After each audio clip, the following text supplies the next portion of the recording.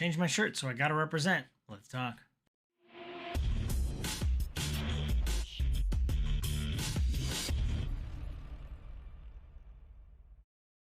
What up, viewers? What up? What up? Calc Soups here, and today is Friday, September 27th, and that means it's time for a quick recap of the week in video game news.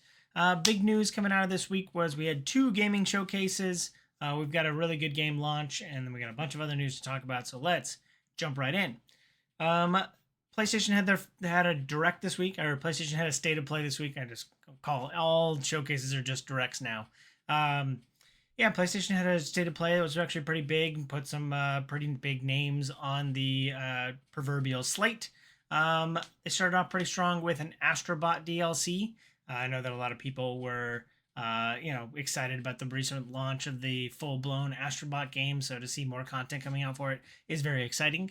Alan Wake continues to push out DLC, which is pretty interesting, and so we're getting some more Alan Wake DLC. Something the Lake House, something Lake. I think it's called Lake House or something like that. But excited for more Alan Wake content.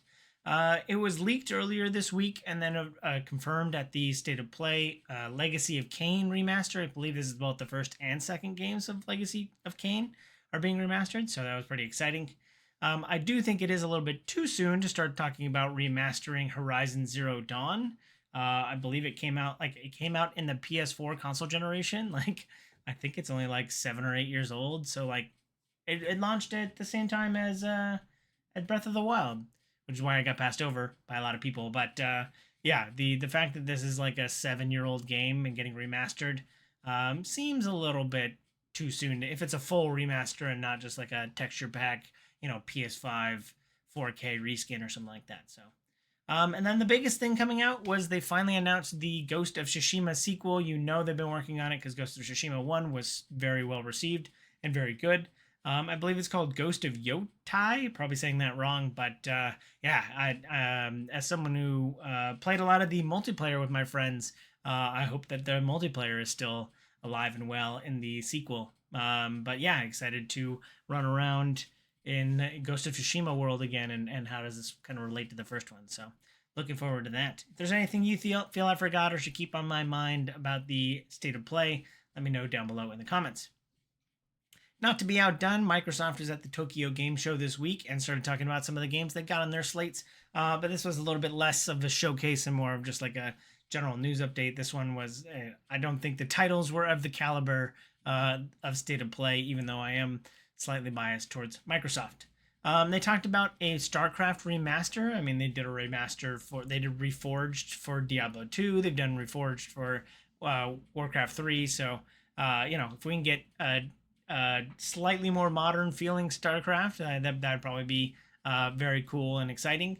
And I believe both 1 and 2 are coming to Game Pass, so you'll soon be able to just play StarCraft on Game Pass. Again, they own all of Activision Blizzard King, so excited to see all those previously Blizzard exclusive launcher on in your Game Pass. So maybe I can play it on my deck sometime soon. There was also a pretty cool game caught my eye called Frag Punk. It's another hero shooter, and I know that we're drowning in them, but this one looks really cool and has a really stylized approach. So I'm curious how that one's going to do. And then last but not least, they are bringing pets to Fallout 76, so you can now have a dog or a cat roaming around in your post-apocalyptic camp. I would hope that they can't die, because if my cat dies to nuclear radiation, that is going to be the end of everything. But yeah, that's kind of the big things that I caught coming out of the Tokyo Game Show. I had to put on my Zelda shirt so that I could represent that Echoes of Wisdom launch this week.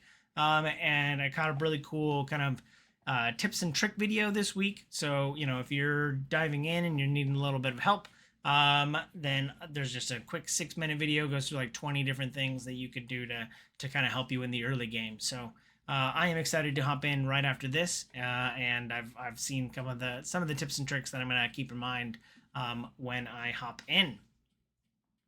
There's a new game coming down the pipe called The Final Exam. It is made by the families of the parents of the people who died during the Parkland shooting in Florida several years ago.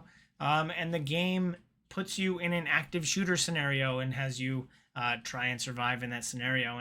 And it is both a game as well as like you know a a message to like, you know, make people aware of like how these things are dangerous, and so I think it's actually a really moving message, and I hope that it has the effect that the families desire in, like, you know, how horrifying these experiences can be.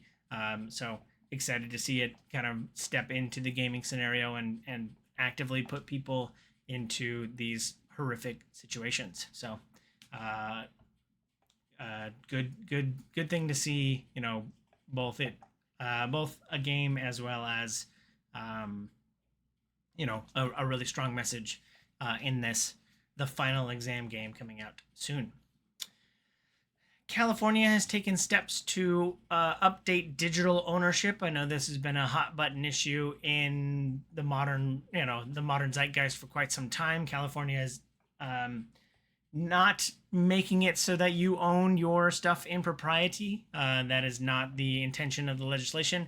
It's actually putting more onus onto the companies, um, so that they can't use language like purchase or sell, because they aren't actually selling you anything. You are buying a license to be able to view that content on their account.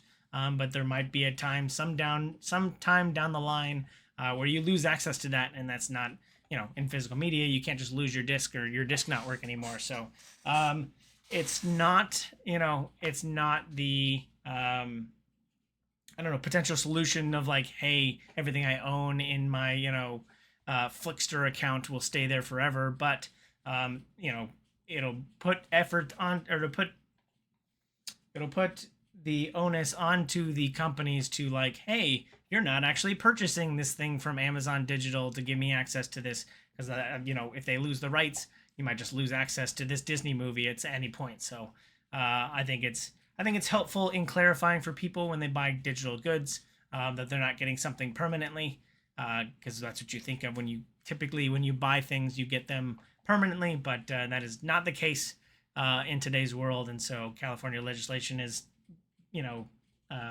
taking a step in the right direction, and then it'll make people hopefully think twice about, hey, you know, do I want to give money to this company who might revoke my access at some point in the future. Assassin's Creed Shadow has been delayed. Ubisoft cites that Star Wars Outlaws did so bad that they want to give the Assassin's Creed team a little bit more time in the oven to let it bake a little bit longer. I don't think that was exactly how it was kind of expressed, but they want to bring you the best possible experience, and I think a little bit more time will help them do that. So the game has been moved from November 12th of this year to Valentine's Day next year, February 14th. So just a few short months away, you know, added on to your Assassin's Creed Shadow. But you know, hopefully it'll be slightly better, given the 3 months extra development time, and we can hopefully expect a better product for that. So you can only launch a game once. So looking forward to see whether or not this makes a difference in this. And I'm looking forward to Assassin's Creed Shadow. I haven't played an Assassin's Creed game in quite the past few iterations, so I'm excited to hop into this one. Red Hook, the developer behind Darkest Dungeon 1 and 2, has been bought out this week. They've been bought by Behavior Interactive.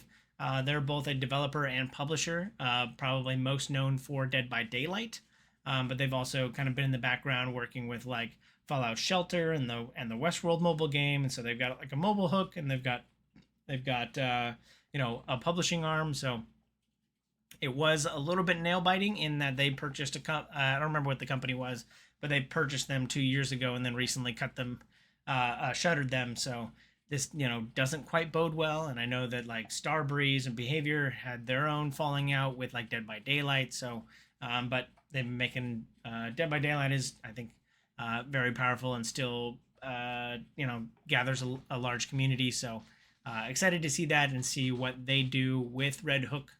But I was kind of excited that Red Hook was unclaimed by anybody, even though I put out 2 very good games that I liked very much in Darkest Dungeon. So I'm curious what Behavior will do with them now that they are under their umbrella. Space Marine 2 has gone off to a successful launch, and now the developers, Saber Interactive, are starting to talk about what their future plans are. They've given us a roadmap this week talking about how they're going to bring new factions into the game, like the Dark Angels and several other Space Marine factions. They're also going to add more modes and more exciting ways to customize your character, so I am looking forward to that. And they also started speculation on a sequel. Is it so good that we're going to get another game less than a decade from now? I would hope so. And I'm excited to see all the kind of 40K in the zeitgeist of gamers. So yeah, I'm really excited to see kind of people talking about 40K and more Warhammer stuff out there. So excited for that. Excited for more Space Marine 2 and to see more content coming out for it. So looking forward to that. Probably one of the best named games I've heard about in quite some time. A new asymmetrical, putting the asymmetrical in asymmetrical. The game is called Marines vs. God. You're a group of Marines and you're trying to kill God. Go for it with the power of friendship. But yeah, there's I think a group of like 5 players, and they play like a third-person shooter, and the person who is in the God seat is playing like a top-down, which I thought was a really cool way that the trailer kind of switched between the two perspectives. Where you kind of see the players running around and doing circles and shooting all the guys that you're summoning and spawning. And the third person you're just running around and killing stuff. So I don't know what the end game is for the Marines or how they actually, do the defeating of God. But it was a really cool game, and it caught my eye, and it's got a really cool name. So Marines vs. God. Let's go. Let's go get them, boys. Last but not least, this week, the trailer for The Last of Us. There was another trailer for The Last of Us Season 2. The first time we get to see Abby on screen. And I am excited for it. I'm very excited. I'm hopeful that it's not like a bridge, because I know that they're going to make 2 seasons, but there's only 1 game worth of like story content. So how much they stretch it out has me a little bit concerned. But, there's a lot of ramifications coming out of Season 1. And we have a lot of characters to set up for Season 2, for Part 2 of the game. So I'm curious what they do. They've got, Pedro Pascal looking very sad as Joel, and going to therapy and trying to work stuff out. So I'm very curious to see what they do with it. And the trailer got me all the more hyped for it. So looking forward to Last of Us Season 2. But that's it for this week. Let me know if you feel I forgot anything down below in the comments. And as always, thanks for watching. I hope you have a super day. I hope you have a super weekend. And I hope you have a super day. Bye!